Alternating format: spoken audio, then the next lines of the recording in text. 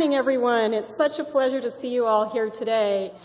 I'm not going to give you the entire history of art and politics in America in 45 minutes, but what I would like to try to do this morning is to simply sketch for you some of the big issues around the relationship between art and politics.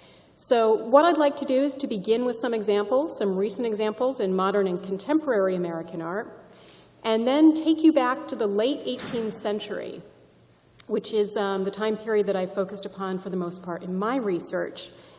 It's a really interesting period for thinking about what citizens mean in terms of the production and experience of art, because this was, after all, a time period in American history when people were just beginning to fathom what a United States of America could possibly mean and the many roles that art could play within that relationship. So I will take you back to the late 18th century, and I will share with you a little bit of my research on the book project that Jenny just mentioned, which is called What Statues Remember. And it explores not the making of art, but rather political actions against art, actions of political iconoclasm that ordinary people took during the period of the American Revolution. Now, I'll also mention that I realize it's a rather strange thing to be talking about iconoclasm, the destruction of art, within this gorgeous setting, within any museum setting. After all, museums are designed to curate and protect and preserve and display works of art. And I was vividly reminded of this just last week when a museum colleague of mine said to me, you know, we've got a really fantastic exhibition. Why don't you bring your students from Delaware up to see it?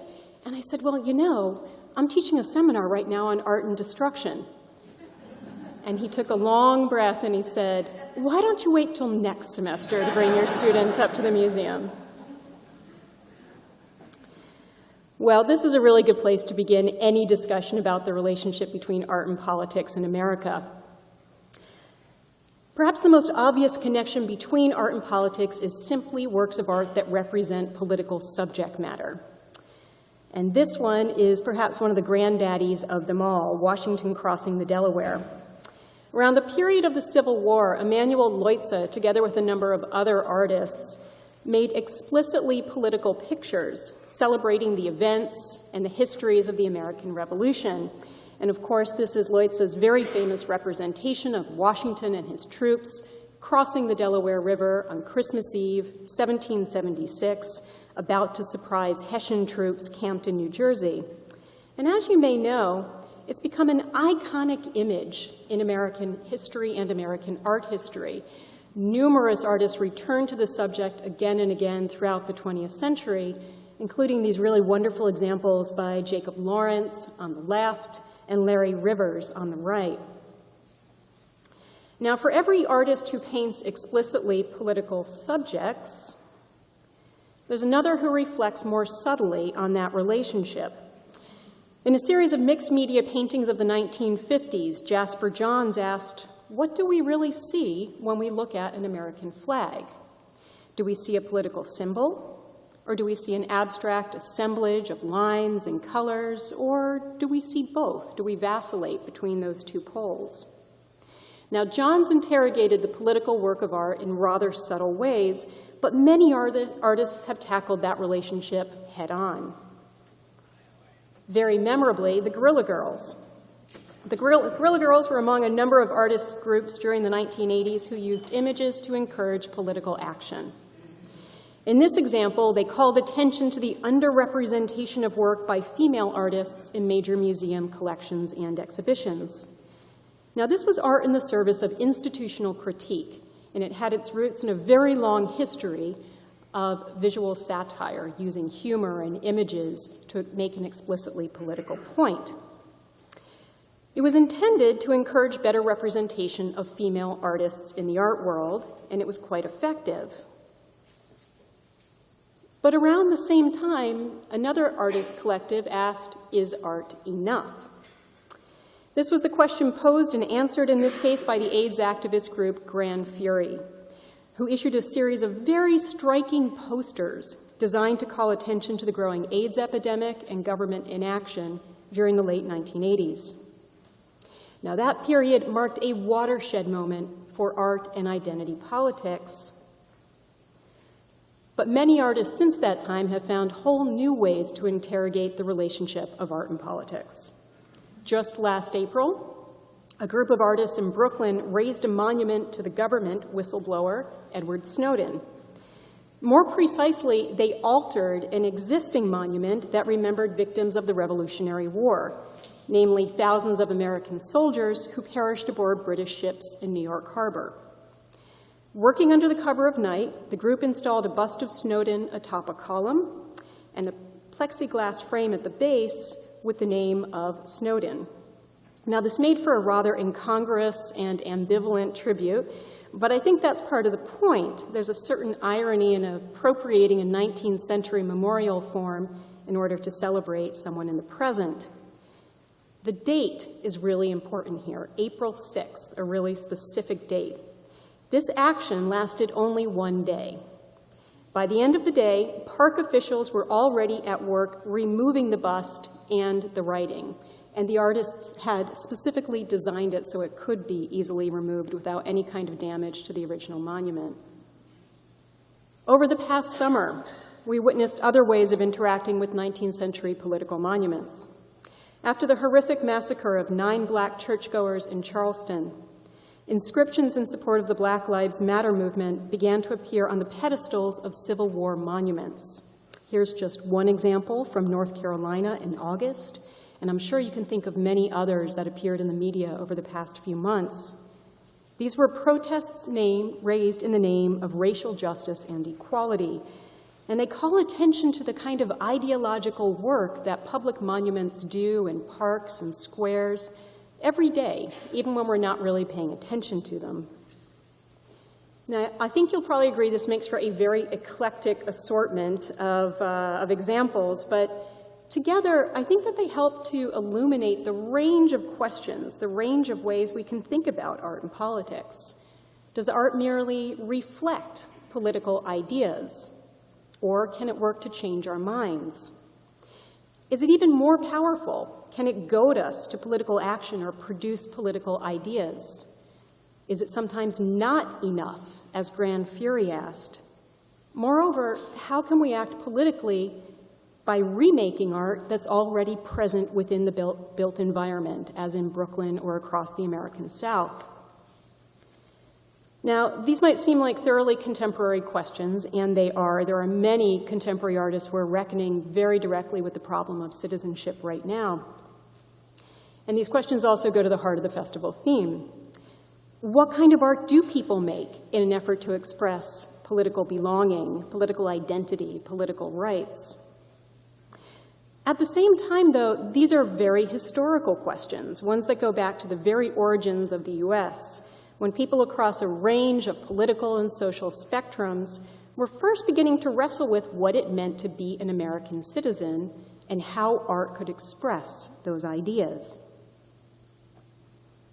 Now, no artist took these questions more seriously than the man you see here, Charles Willson Peale. In the immediate wake of the American Revolutionary War, Peale opened a museum of art and science in Philadelphia. It was known as the Philadelphia Museum, or more simply as Peale's Museum. Now, the location of this museum was very important. Anyone recognize this building? Yep, very familiar building. It's Independence Hall, or as it was then called, the Pennsylvania State House. And for much of the duration of the museum, Peale occupied the entire top floor for his museum collections. So this was a deliberately political location for his museum. His intentions were just as ambitious. He aimed at nothing less than the creation of a space designed to help shape people into American citizens. Portraiture played a really important role in this. Along the upper walls of his gallery, and you can just about make that out on the right-hand side, Peale installed rows of portraits in gilded frames. Portraits that look very much like the one you see here of an American general. Peale called these men worthies, meaning that they were worthy of emulation. They were revolutionary generals or statesmen or scientists or politicians. And this was an ancient Roman idea. It went back to the idea that by gazing upon a portrait, an example, or an exempla of virtuous character, that you too would understand the kind of attributes that made that individual so exceptional, and you would model your own behavior upon that individual. Now, interestingly enough, this made the process of looking itself into a political activity. And as I explored in a recent book, and this is my gratuitous book photo of the day, it was not the only way that looking became important at Peale's museum.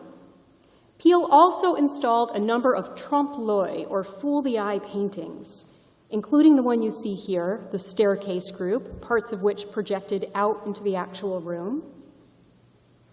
He also included work by his son Raphael Peale, including this trompe-l'oeil catalog, representing an actual catalog of portraits from the Peale Museum.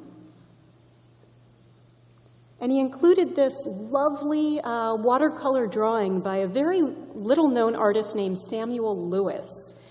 Lewis was a writing master and a drawing master, and he made more work like this than any other artist in Philadelphia of the day. And when he donated this drawing to the Peale Museum, he included a frame that had all of the actual papers that were shown in this picture. So he called it Originals and Imitations, and he invited audiences to look at these two frames side by side and to decide which was which. Now, we tend to think of trompe-l'oeil as art that's intended to deceive the eye, and on very rare occasions it does do that. But I argued that these pictures served a slightly different purpose too, a political purpose, at Peale's Museum and the many other galleries where you could find works of art like this. Trompe-l'oeil paintings invited viewers to test their perceptual skills, to see if they could discern between truth and illusion, to undeceive themselves, however awkward that term sounds, was a term that 18th century people used a lot, to undeceive themselves of the deception before them. Now, on the surface of things, these might not seem like political problems. But in early national America, the ability to detect and explain deception was actually valued as a political skill. Around 1800, Americans were anxious about the dangers posed by charlatans of all stripes, forgers, counterfeiters, demagogues, even actors. Within this culture, sharp perception was associated with responsible citizenship. It was your job to spot someone who was trying to fool you and expose them as a con man. Within this context, Peale's Museum can be understood as a space of citizen formation. Standing before trompe-l'oeil pictures, engaging the perceptual challenges that they posed, you had the opportunity to perform your visual discernment, to show that you had the kind of perceptual chops necessary to function as a good citizen of this new republic. So in short, Peale and other artists imagined a very powerful role for art in the early republic. They imagined that it could make citizens. However ambitious these intentions, though, they were only as good as the numbers of people that they reached. And Peale's museum attracted a fairly narrow audience. It was mostly male, mostly white, mostly upper and middling classes. Fewer women, fewer Native Americans, and fewer Black Americans, enslaved or free, had the opportunity to see those portraits at Peale's museum, to participate in the kind of citizen-making processes that I've just described. And this paralleled how citizenship would be conceptualized and then written into law within the early national period. To vote, for example, you had to be a white male property holder, and that really remained the case until about the 1820s, when individual states began to loosen up their laws. So what did you do if you were a member of a disenfranchised population? How did you express your political thoughts? Surely you had them, but how did you enact them? And how did you engage with material things in doing that? Well, one subject that's become of great interest to scholars in recent years is the way in which ordinary people took to public spaces to enact their political will. People that took to streets and taverns and docks and marketplaces in order to enact their politics out of doors. Now, this happened up and down the eastern seaboard in the decade leading up to the American Revolution, as crowds of laboring people came together to protest the taxes that the British Parliament was passing against them. So very famously, this is the beginning of the rallying cry, "No taxation without representation." Now, sometimes these protests turned violent. Very often, they involved attacks on material things, things that ranged from statues, houses, portraits, and effigies, to crates of tea, we all remember that, and even tavern signs that bore the king's name or the king's arms. In other words, they participated in acts of political iconoclasm, of image breaking. As I mentioned before, this is the research I'm currently doing, and I'd like to take you through one particular landscape of colonial iconoclasm, the place that you see here, the place we now call Lower Manhattan. And this is how Lower Manhattan appeared in 1775 and 1776, according to a British geographer who created this map. In this site, ordinary people raised and destroyed a series of monuments and acts of political celebration and political protest.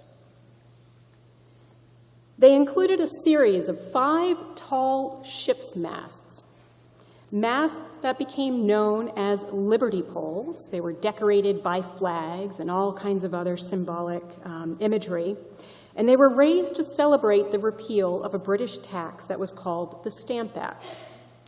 Each pole went up at a public space called the Commons, and for those of you who have some familiarity with New York City, this is the area that's now occupied by City Hall Park. The 5 liberty poles were raised and destroyed, one after the other, across the span of a very turbulent decade, from 1766 to 1776. The Stamp Act was really the first act to excite very widespread protest across a range of colonial cities. Just a few blocks away, at the intersection of William and Wall Streets, New Yorkers installed a marble statue of William Pitt the Elder, a British parliamentarian. And as you can see, it's now missing its head and its arms. It has been since about 1777. But it was originally draped in a toga, and it was carved in a pose that conjured up the position of an ancient Roman orator. Again, if you know New York City, this is about just 1 block east of where the New York Stock Exchange is today. The statue literally occupied the intersection of 2 streets. Now, the 3rd monument was by far the grandest, and it remains the best known today. It was a gilded lead equestrian statue of King George III.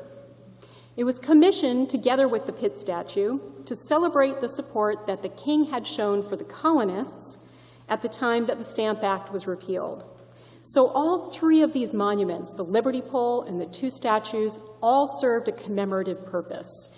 And they were a way for colonials in New York to express their Englishness. The royal sculpture arrived with Pitt in 1770, and it went up on a very tall pedestal at a park called Bowling Green at the very tip of Manhattan. Now, you've heard of this location, even if you haven't been there, because in 2011, it was the place where the Occupy Wall Street movement began, before moving up Broadway to Zuccotti Park and eventually to Union Square. This is the famous charging bull, an icon of Wall Street that now occupies the northern part of the park. Now, the 2 statues, together with the 5th Liberty Pole, occupied a roughly triangular urban space for 6 years, between 1770 and 1776. Colonial activists, the people that the British called rebels, but who we remember as the Patriots, staged political meetings, parades, and festivities in the urban spaces around the monuments and in the streets in between. And then, in the opening salvos of the American Revolution, all of these monuments were attacked and either partially or wholly destroyed in acts of iconoclasm. Now, part of my research is looking at those actions, but much of it is looking at the afterlife of iconoclasm, because those monuments never really went away. New Yorkers continued to put up liberty poles at various parts around the city. Pitt's headless body continued to meander around the city for several decades. Talk about your Halloween headless horseman. And the king statue, which was beheaded, quartered, and then boiled down into bullets for the American army, nevertheless survived in the form of several large fragments that were saved and concealed by Americans loyal to the crown. Now, there's a lot that's fascinating about these histories. And in my book, I'm exploring examples of English ritual and American historical memory. I'm thinking about what it means to paint a statue gold and the importance of the lead that it was created out of. But for today, I just want to share one little slice of that pie. During the 19th century, the statue's destruction was represented again and again by painters and by printmakers, and it was even restaged by playwrights and by the organizers of civic pageants. In that process, it became a vital creation story for the city of New York. And what I'd like to do is share with you just one example, a grand parade from 1909, to show you how this was accomplished. Let me back up really briefly, though, to the year 1770 when the statue arrived. It was a huge, huge equestrian monument, brightly gilded in color and neoclassical in design. It was commissioned from an English sculptor named Joseph Wilton, who was the most established sculptor working in London at the time. And Wilton modeled his subject, as you can see here, on the antique prototype of Marcus Aurelius, a very famous statue that was on the Capitoline Hill in Rome. The equestrian statue was a very old form in the creation of art, and it was one that signaled political leadership and political benevolence. Well, Wilton cast his statue in lead.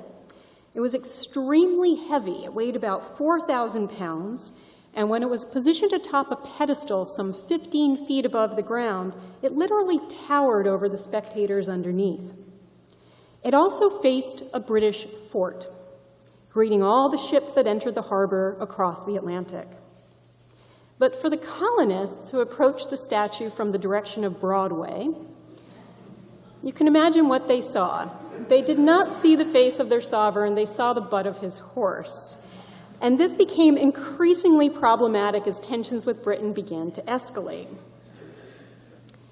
Well, if the direction that the royal statue was facing was rather insulting to New Yorkers, so was its placement at Bowling Green. This was a place that had long been an area for knocking things around. It was quite literally a place for bowling, a very fashionable sport at the time. But at the time of the Stamp Act protests, it became something much more. It became a place of radical political protest. In 1765, a crowd angered by the Stamp Act gathered uptown at the Commons, and they surged down Broadway to the British fort. They carried with them one effigy that represented the devil and a second that represented the despised lieutenant governor, a man named Cadwallader Calden. Reaching the fort where Calden was nervously holed up, the protesters rattled at the gates, and then they went to Bowling Green with the effigies. They demolished Calden's carriage, they built a massive bonfire, and they fed it with the effigies. And that's what you see represented here. These are watercolors that were a study for a float in the very parade that I'll come back to in just a minute. Very, very curious subject to be represented on a historical float. So Bowling Green was a very troubled political place well before that statue went up on its pedestal and came down in 1776. And the presence of the statue ensured that this was going to be a very contested place. The sculpture quite literally put a face on the British Empire, remaking that public space of Bowling Green into a New World Place Royale, a place for imperial display. It was dedicated in 1770 in a very lavish English ceremony. A group of dignitaries paraded in a circle around the base of the statue. They toasted the health of the king, they listened to a band, and they watched some cannon fire. Now let me emphasize that nothing quite like this had ever happened in New York City, and yet it was utterly unoriginal. This ceremony followed customs that Europeans had been doing for decades. Just a few years earlier, in 1763, Parisians had thrown a 3-day party to unveil a new equestrian monument of Louis XV, a monument that came down during the French Revolution.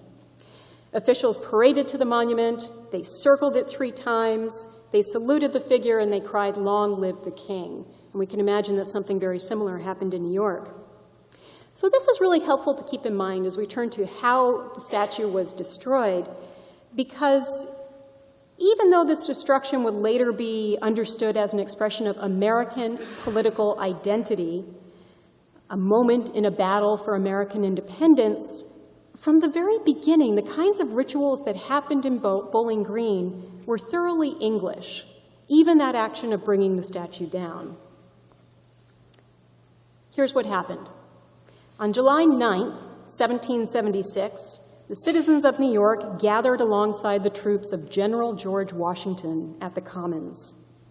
They were there to hear a public reading of the Declaration of Independence, which, as you all know, had been ratified just 5 days earlier in Philadelphia. After the list of 26 grievances against King George III was read aloud, the crowd erupted with huzzas. Then things got belligerent. That night, a crowd of soldiers and sailors swarmed down Broadway to Bowling Green, where they tore the figure of the king from its pedestal. Now, although later depictions would represent that event as the work of a few individuals surrounded by crowds of very well-behaved onlookers, I can only imagine that that night was very chaotic. One bystander said that he saw, quote, "no decent people present." The great majority were shouting boys. After the figure of the king was heaved to the ground, it was desecrated as if it were a real human body. One man pounced upon the trunk of the king, scratching at its skin to remove flakes of gilding. Other parts were dragged through the streets in the manner of a common criminal. The statue was also decapitated, recalling the fate of the very unfortunate Stuart king, Charles I, and some wanted to impale the head on a stake, as if to suggest treason. Instead, it was shipped back to London as proof that the rebels meant business. It was last seen rolling around under the sofa of an English aristocrat in the 1780s. I've been trying to find it ever since. So if anyone knows of its whereabouts, please come see me after this. Most of the statue, though, was carted away to a military depot in Litchfield, Connecticut, where it was melted down and reshaped into thousands of bullets for the Continental Army. One person punned that the king's troops would have melted majesty fired back at them. But before the parts reached the depot, several loyalists in a Connecticut town called Wilton managed to abscond with a few large pieces, and they made a point of burying them. They hid them under floorboards, they buried them in fields, they threw them into bogs. And in the 19th century, many of the pieces, including the ones that you see here, began to find their way into New York City collections as they were recovered and dug up from all those locations. One of them was the surviving tail of the horse. And it's become such an iconic relic of the revolution that a few years ago, the New York Times remembered it as one of the 50 objects by which the city remembers its history. Now, in 1776, New Yorkers understood the attack on the royal statue to be precipitated by the reading of the Declaration of Independence. Clearly, they were also hungering for the lead of that royal body, lead that was desperately needed for ammunition. Now, even though there's a lot that we don't know about what happened at Bowling Green that night, and I've often wondered what it feels like to be a part of a crowd destroying a material thing, what we can say is that this act of iconoclasm loosely followed a cultural script. It reproduced European, and in particular English, rituals of iconoclasm that had been enacted for decades. For example, in 1689, a crowd in Newcastle, England, attacked an equestrian statue of James II. It beat the figure, it dragged it through the streets, and then it drowned it in a river. Now, those kinds of actions are really interesting because they actually invert the kind of rituals that involve putting a statue up on a pedestal. In New York, for example, the dedication of the King statue had involved a very organized series of polite marches, speeches, and toasts. But the nighttime assault at Bowling Green upended that incident, upended that behavior. It involved a nighttime swell of people up and at the pedestal, whoops and hollers and cheers, the clang of tools against metal, and eventually the scattering of the parts on the ground. Now, in the years after 1776, only one thing remained at Bowling Green, the pedestal of the statue. It remained there for about 40 years, and over time, New Yorkers came to regard it as a memorial to the Revolution itself. Others proposed putting a new statue there, namely a statue of George Washington, and that's what's being proposed in this engraving, where you see Washington already on a pedestal in the foreground, with the pedestal at Bowling Green in the distance. Now, those kinds of replacements of one statue by another would seem to bring this story to a close. And in fact, some have interpreted the destruction of the King statue in light of an ancient Roman idea called damnatio memoriae, which involves the complete erasure, eradication of any symbols of a ruler. But as many people have pointed out, iconoclasm isn't wholly or even principally an act of erasure. The things that iconoclasts attack seldom disappear. In fact, as one scholar has suggested, they persist and function by being perpetually destroyed. And this is especially true of the statue of George III. Nearly as soon as the statue came down, Americans began putting it back up and pushing it back over again and again and again. The statue's destruction inspired over a dozen 19th century visual representations. This is just a sampling. The early 20th century would actually bring proposals for a new equestrian statue of George III at Bowling Green to replace the one that had been lost in 1776. And in turn, those proposals were met with very angry suggestions for a counter-monument, a monument that showed a crowd tearing the statue down. So very ironically, a kind of memorial to iconoclasm. But the events at Bowling Green also inspired performances. Organizers of civic pageants and parades began staging reenactments of the destruction. In 1909, a grand city festival called the Hudson Fulton Celebration featured a parade with floats representing episodes in New York history. One of those floats, as you can just about see in this photograph, included a model of the equestrian statue with actors in colonial costume. About 2 decades later, in 1932, the Waldorf Astoria hosted an elaborate ball organized by a group called the Society of Beaux-Arts Architects. The theme of the party was Old New York, and the guests included elite New Yorkers descended from founding families of the city. Garbed in 18th century dress, they performed a series of tableaux vivants, revisiting colonial history, including, once again, the act of iconoclasm at Bowling Green.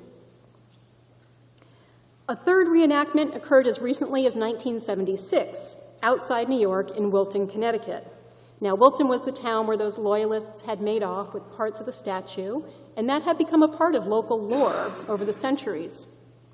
In the bicentennial year, Wilton residents marked their role in this national history at their 4th of July parade, which included a reproduction of the statue that was ritually conveyed through the streets and beheaded. Now, by way of drawing things to a close, let me come back to the Hudson Fulton celebration because it offers a kind of counterpoint to those actions of political protest that originally brought the statue down. In 1776, ordinary people propelled the iconoclasm at Bowling Green, following rituals that the English had followed for decades. But in 1909, it was members of the New York elite that restaged the statue's destruction. They remade what might be regarded as an English ritual of protest into an American story. And although the event promised a reenactment, no statues, in fact, came down. Now, this was the grandest civic party that New York had ever thrown. It literally lasted for several weeks. And the event that revisited the destruction at Bowling Green was a day-long parade that meandered from the Upper West Side all the way down to Washington Square Park. It had to be big because it had to survey 4 different areas, 4 different periods in New York history: the Indian, the Dutch, the British, and the American. The organizers chose to represent this history with what they called a historical parade of moving models and living tableaus.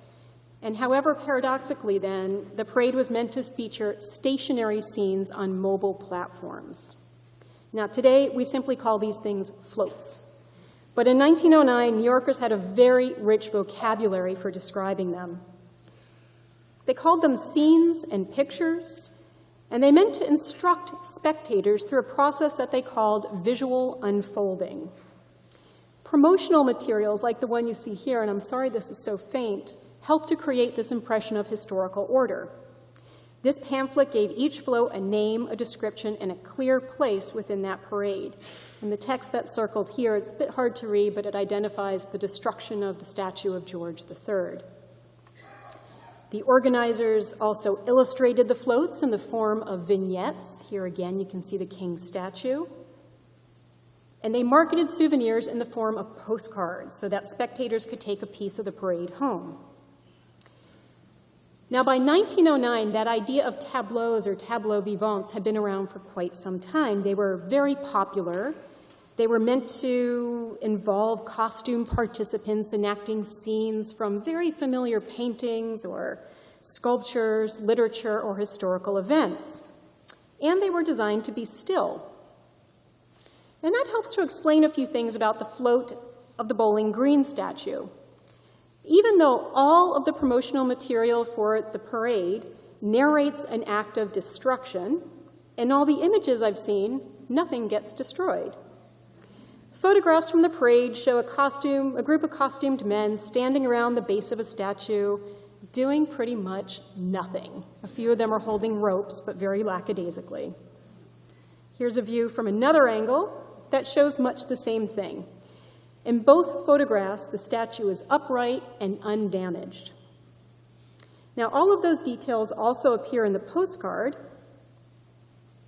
which was very likely drawn from the history of tableaux vivants. What you're looking at here is an image that was circulated by a publisher who brought together proposed scenes for people in various towns to enact as tableaux vivants. And as you can see, the King's statue was offered up, the destruction of the King's statue was offered up as a tableau vivant. You could literally purchase this and have a kind of model to follow. So I think that's pretty interesting in some ways because what the parade seems to have represented then was not so much a political or civic history, although it was that, but it was also an art history. The statue on that float depended upon a succession of images that had been in place for a very long time already. Still, it's worth observing that in the end, what that float presented was not destruction, but rather a failure to destruct. Now, maybe those costumed performers tore the statue down at the end of the parade, and maybe no photographer was there in order to snap a picture. But for the long duration of the parade, up and down Fifth Avenue, what people saw was not iconoclasm or its aftermath, but really just the promise that something might happen. Now, at some level, the Hudson Fulton organizers recognized that they had a problem, because they tried to deflect critiques of the parade by saying, well, you know, realism is just really hard to make happen. But they also had to contend with some unintended distortions of time. Each float was supposed to follow in a chronological sequence. So the statue was meant to follow something that came in 1775, and then 1777 would come right afterwards. But that didn't happen. The floats got out of order. So as you can see here, there's this nice little colonial house that's following the float of the King statue. Well, this was meant to have come several floats before, so everything got mixed up. Now, critics of the parade had an absolute field day with these errors. If you've ever organized anything like this, you can imagine how mortified the organizers must have felt. And also because this was a time when Americans took their colonial history very, very seriously. This was a time of colonial revivals. And although we really don't have time to get into that today, let me just mention it was a time period that saw the rise of numerous groups who identified themselves as guardians of historical culture, people that scholars call now the genteel or hereditary elite. Their goal was to shore up American traditions against a host of perceived threats, from industrialization and commercialization to the growth of immigration and the laboring classes. They sponsored institutions like libraries and museums, and they sought to promote what a historian, David Glassberg, has called, quote, the vitality and picturesqueness of their own Anglo-American Protestant history and customs. The Hudson-Fulton celebration fell squarely within those ambitions. One member of the New York elite explained that the event would benefit the native population of the city, he meant white New Yorkers, because they were more concerned, quote, with the present than the past. The benefit to New York's foreign-born population, he added, was obvious. Now, I've been calling attention to what the float of the statue failed to accomplish, but this man's comment begs the related question of what it did achieve. In the end, why did Americans resurrect George III only to suggest that they would pull him down again? Well, for one, the parade occurred during a period of heightened self-consciousness about New York's contributions to its revolutionary past. For decades, the destruction of the statue had been represented as a starting point for the American Revolution. Locally, it was the city's version of the Boston Tea Party, something that allowed later generations to pinpoint the genesis of an American New York, as opposed to a Dutch New York, or a British New York, or even an indigenous New York. Iconoclasm in this scenario was quite literally a tipping point. It marked New York's entree into the Revolution, and it demonstrated the city's patriotism. But another way of answering what the Hudson-Fulton float accomplished is to underscore once again that the reproduction statue of George III remained standing. Despite the assurance of destruction, despite those ropes casually held by the reenactors, an icon of British colonial rule remained intact and visible on the city streets. We have to consider what this non-destruction means within an early 20th century culture that was anxious about the growing racial and ethnic diversity of New York. Scholars have recently emphasized the persistent Englishness of the post-revolutionary United States. In many ways, white Americans continued to model their culture on British culture. The reappearance of the royal statue into the 20th century begs us to consider a much longer trajectory of Anglophilia. By pulling the statue down, Americans marked their political independence from Britain, but by keeping it up in 1909 and later decades, they helped to reinforce certain social hegemonies.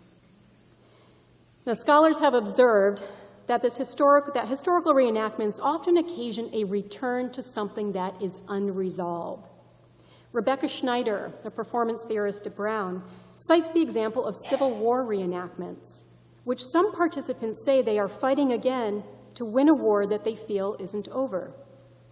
In the case of Bowling Green, what's unresolved is not the outcome of the American Revolution, but rather processes of local and national self-definition. Iconoclasm is a very powerful force in this process because it entails reinvention as well as destruction, an out with the old and an in with the new. For all the stillness of the tableau vivants in the Hudson-Fulton celebration, there was a much longer historical motion driving that flow of King George's statue. There's every evidence that this process is still ongoing, and in ways wholly appropriate to a new century.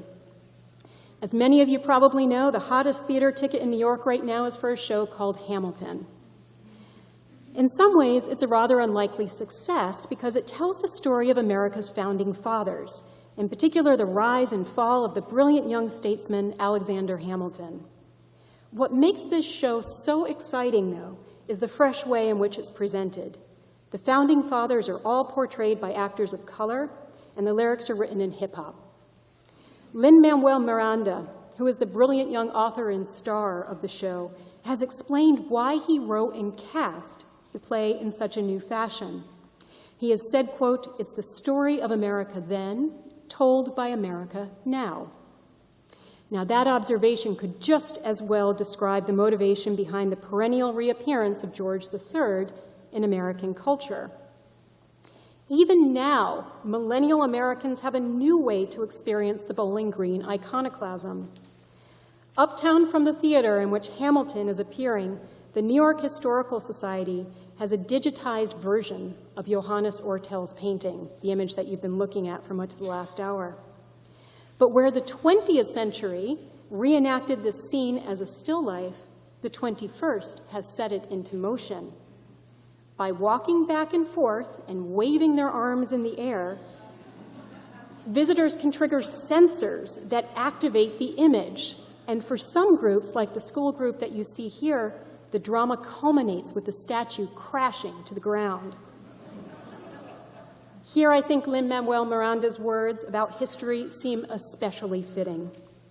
By reenacting, through new digital technologies, a story of America then, these school kids are mobilizing iconoclasm to remake America now.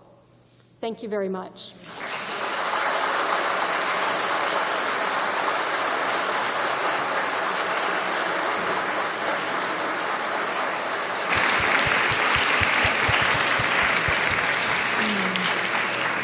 I noticed that there were a group of Native Americans in the painting on the left-hand side.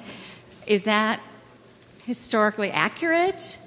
I'm really glad you noticed that. It's something that I've done some research on, and unfortunately simply didn't have enough time to talk about that today. There is a Native American family, a man, a woman, and 2 children, that do appear on the left-hand side of Ortel's painting. It is probably not historically accurate. In fact, there were not that many indigenous people from Manhattan left in New York by 1776, to the best of my knowledge. The painter was a recent German immigrant, and it's likely that he modeled the appearance of that family on images of Native Americans that were already in circulation as part of the visual culture. But still, their presence there does raise some very interesting questions about political participation. Moving a bit from U.S. history, while I was thinking of other examples of destroyed statuary, and there's I think it's Keats, the poem Ozymandias, about a statue of a ruler that's come upon in a desert, destroyed, and on the base of the statue it says, "My name is Ozymandias, King of Kings, look on me in despair," or something, and thinking of the destruction of Abraham destroying the idols in the Old Testament, and thinking of Moses coming down and destroying the golden calf. And so thinking there's some larger sociological meaning about what is worth valuing or worshiping and what isn't? Yeah. Thank you for that question. So the question was about, in part, other narratives of iconoclasm in American history, and in particular, the Old Testament narrative of the golden calf, and that's absolutely relevant in this case. In fact, I've been describing this as an incident of political iconoclasm, but there were all kinds of ways in which English rituals of iconoclasm were bound up with the Protestant Reformation. It's very hard to separate religious and political iconoclasm in many circumstances, and this was really no exception.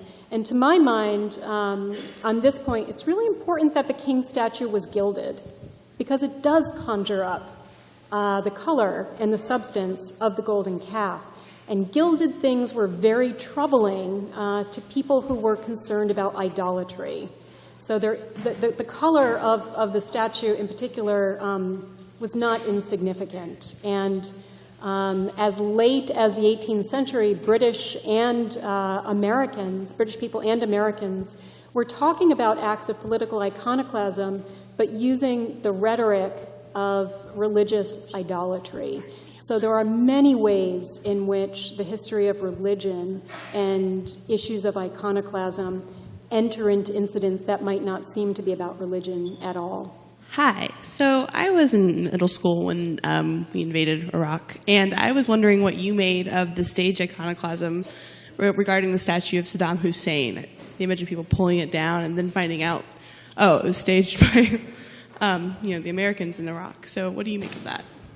That's a great, it's a terrific question. The destruction of the statue of Saddam Hussein always comes up when I talk about this project, and I'm sure that many of you can probably visualize a very famous photograph of the statue coming down with an American soldier present in the picture. It was a wonderful article that appeared in the New Yorker a few years ago called The Toppling, which directly explored that incident as an event that may well have been staged in some part by American journalists and the American military working together with Iraqi citizens. I think I'll answer that simply by calling your attention again to what we see up on the screen here. Iconoclasm, as you all know, is something that continues to happen with incredible frequency in contemporary society. And the way that most of us learn about it is through photography or through digital media. I'm sure, again, you can think of numerous examples. I'm teaching, as I mentioned before, a class on art and destruction right now, and one of the issues that I've been exploring with my students is how digital media and how photography turns us into spectators and consumers and maybe even participants in iconoclasm today. So in past centuries, iconoclastic incidents might have been occurred well after the fact by painters, printmakers. Today we have almost immediate access via YouTube, via the media to events like this, and I think it raises a lot of really fascinating questions about what it means to experience iconoclasm almost in real time that might be happening on the other side of the world.